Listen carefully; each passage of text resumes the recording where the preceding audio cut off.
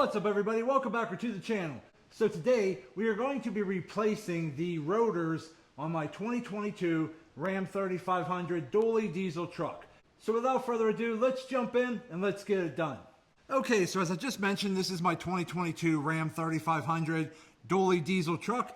And if you haven't seen my last couple videos, I've already replaced all of the brake pads with Power Stop Extreme ceramic heavy duty brake pads.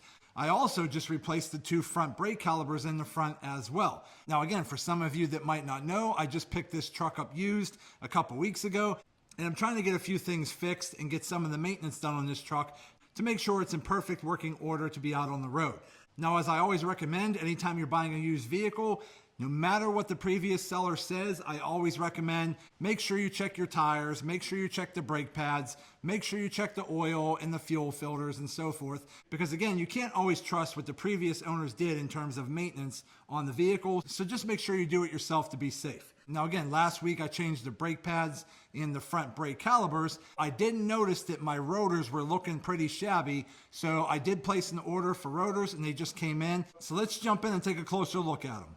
Okay, so over here is the rotors I just picked up. Now again, I was trying to shop around for a pretty decent price, but I was actually looking for the drilled and slotted rotors just because I think they're higher quality and I do really like them. So these front rotors over here are from a company called C&L. So these are the new front drilled and slotted rotors for the 5th gen Ram 3500. So with a little research, I found that the C&L rotors are actually very high quality rotors because heavy duty commercial rotors is what this company specializes in.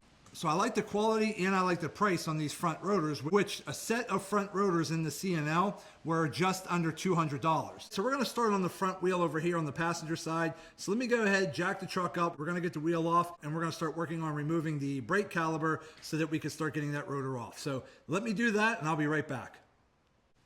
Okay, and real quick, I did take my brake caliper off and I just have it hanging from a strap here so that I don't put too much tension on the actual brake line here. But to take your whole entire brake caliper assembly off, it's literally just two bolts. There's one up here, okay, at the top. They're big bolts like this, okay? Once you take that bolt off at the top, there's going to be one more down here at the bottom.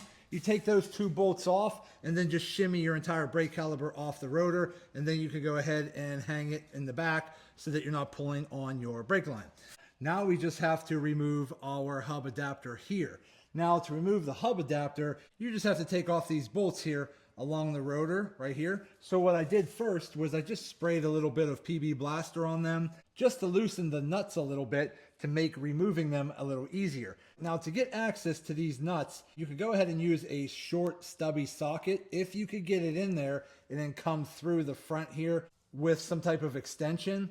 But the problem is I don't have any short stubby sockets that'll fit this.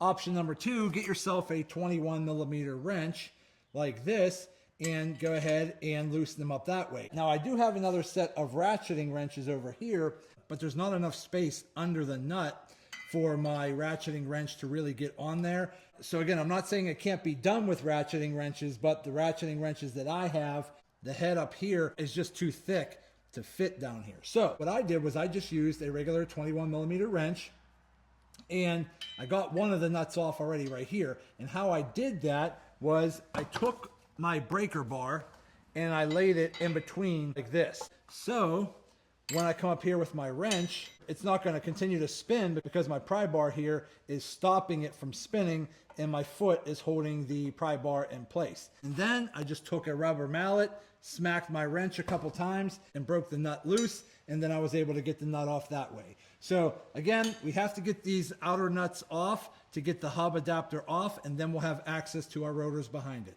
So let me get the rest of these nuts taken off so that we can remove the hub adapter, and then we're going to work on getting that rotor off. So again, I did get all of the nuts taken off my hub adapter here, so that is done. Now the next thing to do, because it could be on there pretty tight, is just take a little mallet or a small sledgehammer and just kind of tap it a little bit while spinning it, okay? Just like that, and then just go ahead and tap it on the bottom. There we go. And then eventually it'll pop right off. So that's our hub adapter there. So now we're down to the rotor. And if we look around just to be safe, I don't see any bolts holding their rotors on, because on some vehicles there might be a bolt somewhere along the front plate here holding your rotor on. On this one, it doesn't seem to be bolted on, so it looks like it should pop off rather easy. Now again, some of these rotors could be seized on there pretty tight, so you might have to tap this with a sledgehammer as well on the outer edge over here. Okay, on this outer edge here, just keep spinning it and tapping it, spinning and tapping it, and eventually this rotor will break free. Okay, just keep hitting it. I mean, look at all the rust falling out the bottom. And just keep spinning it. There it is. There we go. Okay. Let's pull that off.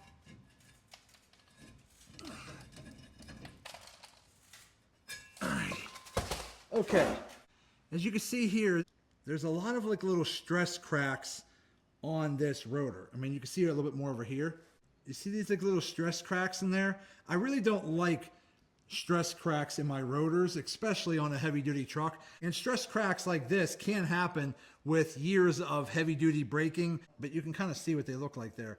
That's not really good. So again, do they really need replaced right this minute? Probably not. But because I just replaced the front calipers and I just replaced all of the brake pads in the truck, I'm just gonna go ahead and swap out the rotors too.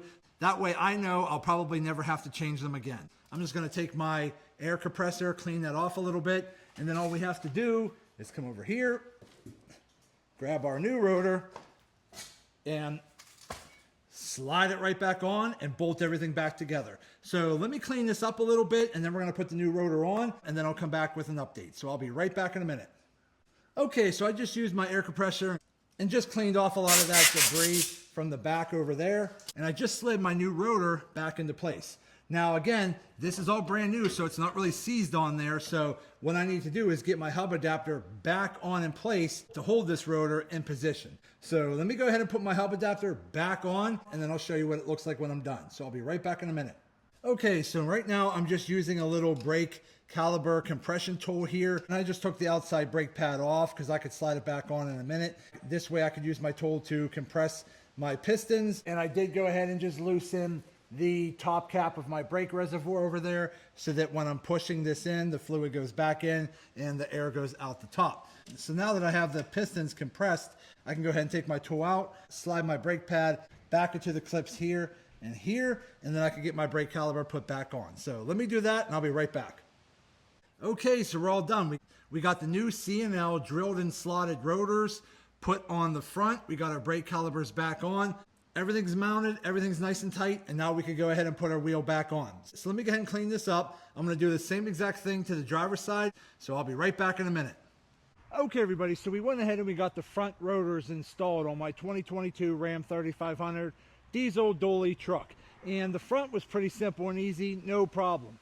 The rear is a lot more work. I have to actually pull the rear axle out and deal with the rear differential fluid draining out and dealing with all that. And it's just getting too late and there's a storm blowing in and I didn't feel like doing it tonight. So in another week or so, I'm going to be taking my truck up my buddy's shop because he's got to do an inspection on it for me. And he said, just throw him a couple extra bucks and he'll go ahead and install my rotors on the rear while he has it up on the lift. And I said, absolutely, that sounds great. But at least I got the front ones installed and everything went good. But there you go, that's going to be it for today's video. I hope this video helps some of you out. Do me a favor, hit that thumbs up button and like this video. If you have any questions, go ahead and put them in the comment section and I'll get back to you as soon as I can. And also do me a favor, subscribe to the channel because it definitely helps me out and I greatly appreciate it. So that's it. I just want to say thank you to each and every one of you. Thank you. I truly appreciate you all. And as always, see you in the next video.